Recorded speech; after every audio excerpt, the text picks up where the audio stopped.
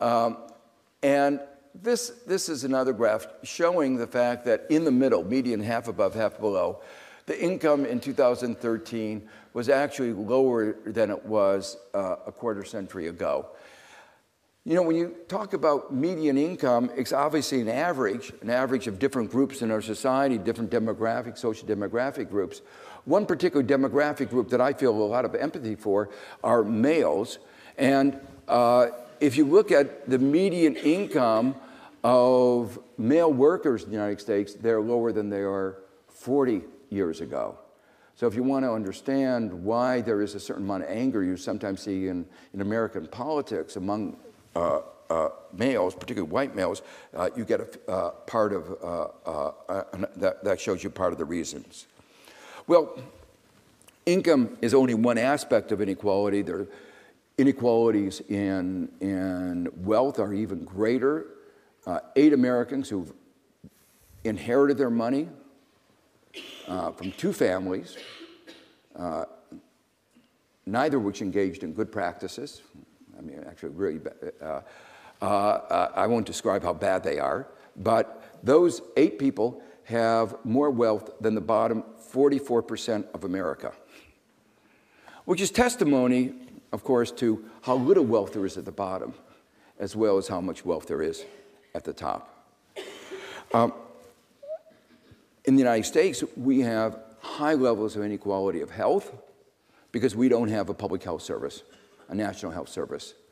And that means if you're poor, if you're a poor kid, you don't get access to health care.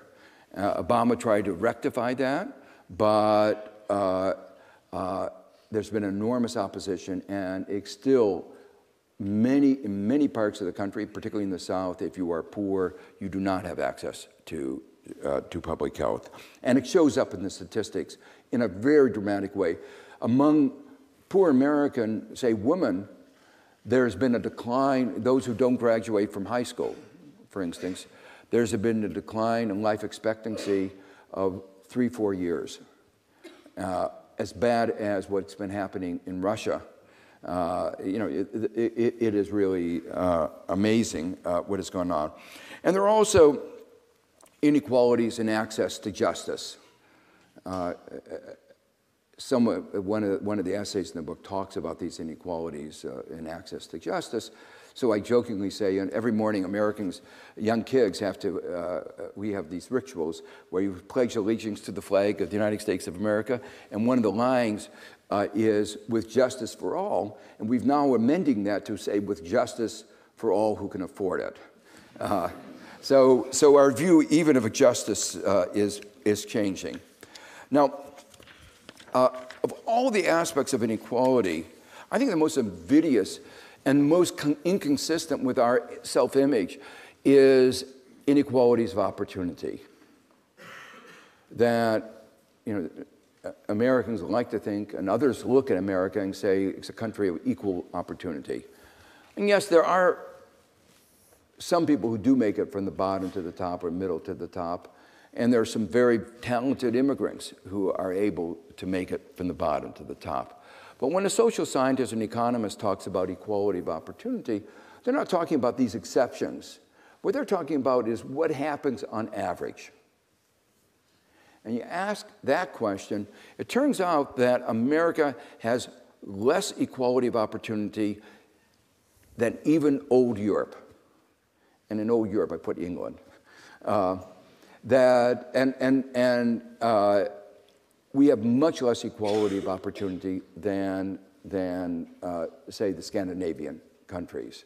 What that means, in effect, in statistical sense, is that the life prospects of young American are more dependent on the income and education of his parents than in other advanced countries. So I tell my students, there's only one important decision you can make in your life, and that's choosing the right parent. And if you flub up on that, the game is over. The fact that there is this relationship, that the U.S. has such a low level of inequality, is not a surprise at all, because there's a systematic relationship between inequalities of income outcomes and inequality of opportunity. Those countries that have a high level of inequality of incomes also have a low level of equality of opportunity. So what you see in that little graph with little flags to sort of illustrate this is the Scandinavian countries have low levels of inequality, high levels of equality of opportunity. And down at the bottom, or up at the top, are the United States,